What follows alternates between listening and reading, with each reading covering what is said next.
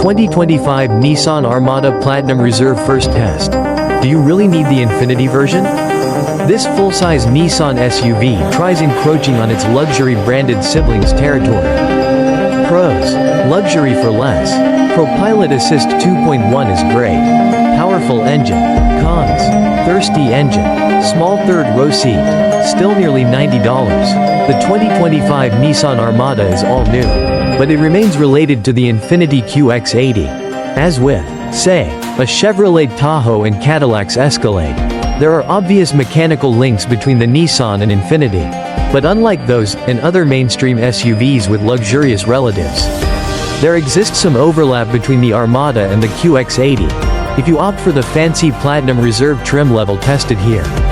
The nicest Armada available offers such overtly luxurious amenities that you might wonder if Nissan's marketing department has gone to war with Infinitis.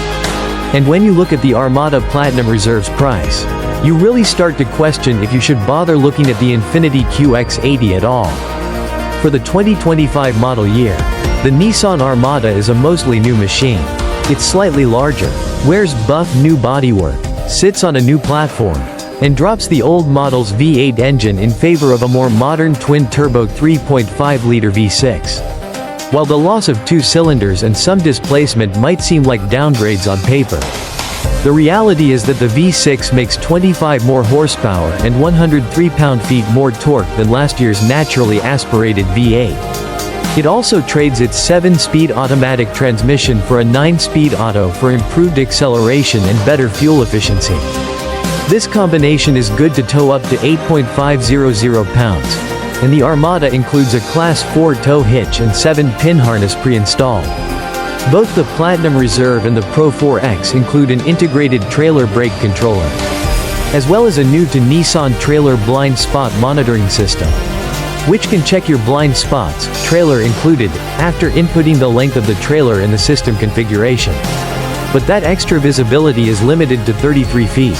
This is part of the latest camera system on the Armada that includes the 3D around view monitor, invisible hood view, and front wide view, a wide-angle front camera to let you see ahead of your bumper to keep from hitting parked cars, buildings, curbs, and other roadway obstacles at low speeds, a particularly useful feature on the rather large Armada. Steering-wise, the new Armada drops the electro-hydraulic power steering for a fully electric rack, allowing the 2025 Armada to have a quicker steering ratio and not feel like you're constantly moving the wheel just to park it in a space or garage. Further, you gain wireless Android Auto and Apple CarPlay on all Armadas, and the SL and higher trim levels feature wireless device charging in the center console. Helping put the Platinum Reserve on top of the Armada lineup is a Klipsche premium audio system with 12 speakers plus a subwoofer and a 600-watt amplifier.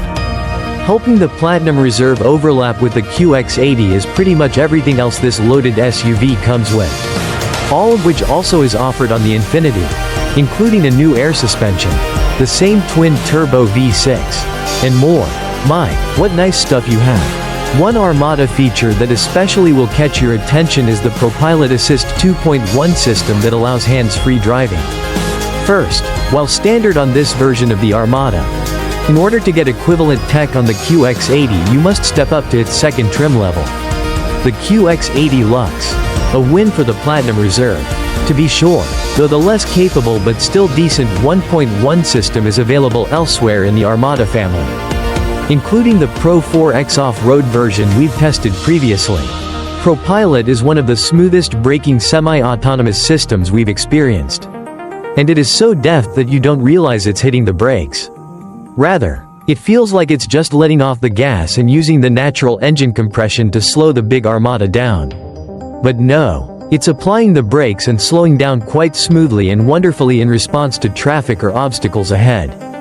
It also seems very competent at driving itself around the SoCal interstates and freeways surrounding MotorTrend's LA headquarters, easily dealing with drivers cutting us off in stop-and-go traffic. It never wants to brake aggressively, so it is smooth and confidence-inspiring in operation, while it does feel like it holds to the left of the lane a little too much. It's also not the worst offender in doing this and is mostly centered within our point of view behind the wheel. Again, that this fatigue-reducing driver assist is standard as part of the Nissan Connect 3-year free trial period is a wow factor for the Nissan. Like other limited hands-free systems, there are only certain roadways it will work on, and after 3 years, you'll need to pay to keep those HD maps up to date. New tech, new spaciousness. The new Armada's 14.3-inch, monolith, digital instrument panel is very bright at night and, when set at its brightest, can almost drown out the head-up display projected onto the windshield. But there is some good news. You can turn that brightness down without digging around in several pages of menus hunting for the darn thing. With more and more vehicle controls industry-wide being buried in more and more menus, having something as critical as instrument screen brightness still handled by a touch button on the dash is a welcome change. You'll find it right on the panel. And it's obvious when you look at it because the steering wheel doesn't obscure it. Simplicity can equal luxury. It turns out, we will say we're not the biggest fans of push-button gear selectors and would rather have a lever or a dial. We understand why Nissan did it. Lincoln, for example, has similar controls in the Navigator full-size SUV. 2, we're just not fans of it. A column shifter would achieve the same console space-saving goals, though we get that buttons are easier to design around than a physical shifter. And that allows for a cleaner and more open interior design. It's also nice to have a power telescoping and tilt function steering column. Hopping into the captain's chair in the second row is a very comfortable experience for this over 6 feet tall rider. But those seats are not powered. It's all manual, but having the ability to slide the middle seat back and forth is still a nice way to share available legroom. It's all the same leather material for the front and rear seats. 2. The rear seats feature their own climate control system with heated seats. And both second-row passengers can power their devices using the 2 USB-C ports or the 12-volt port on the back of the center console.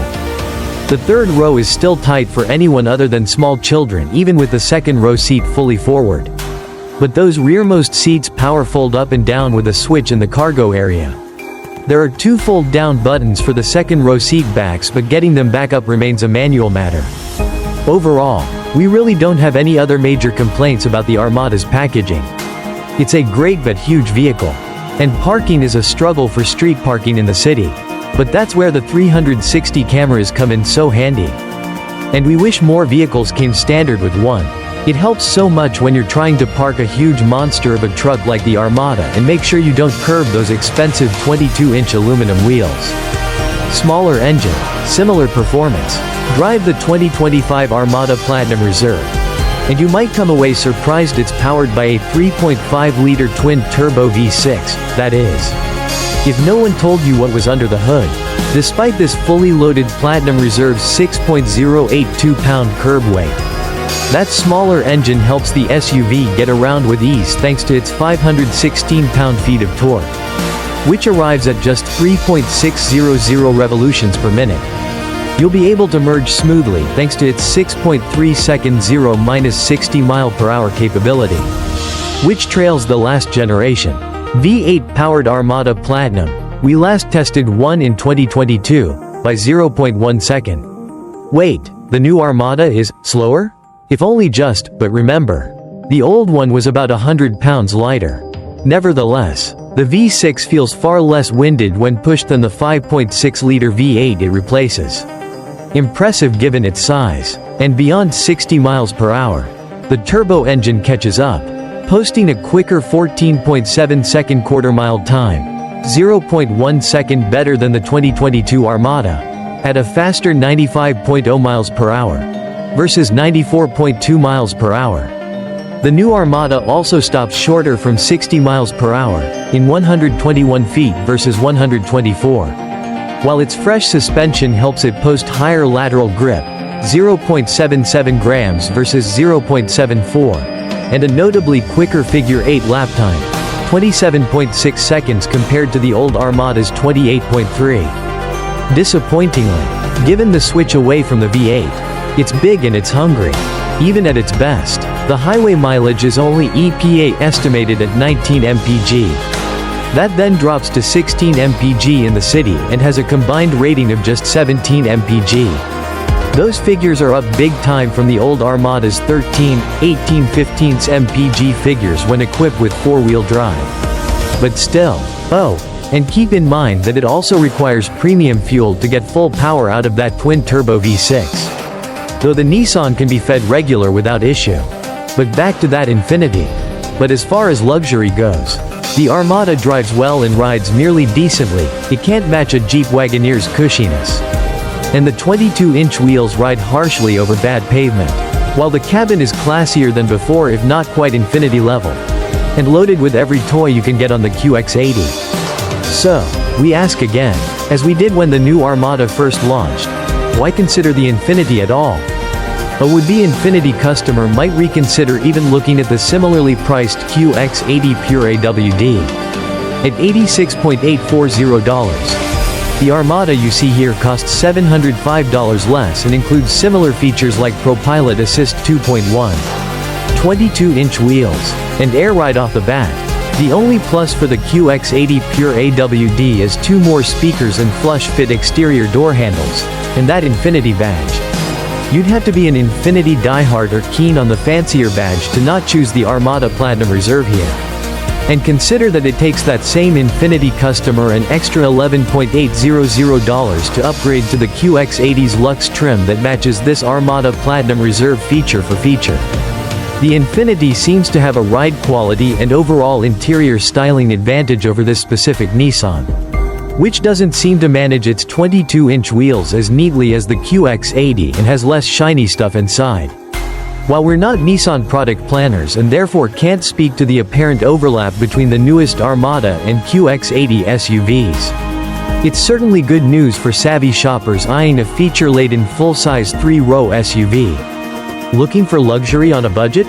The 2025 Nissan Armada Platinum Reserve brings Infiniti levels of fancy for less.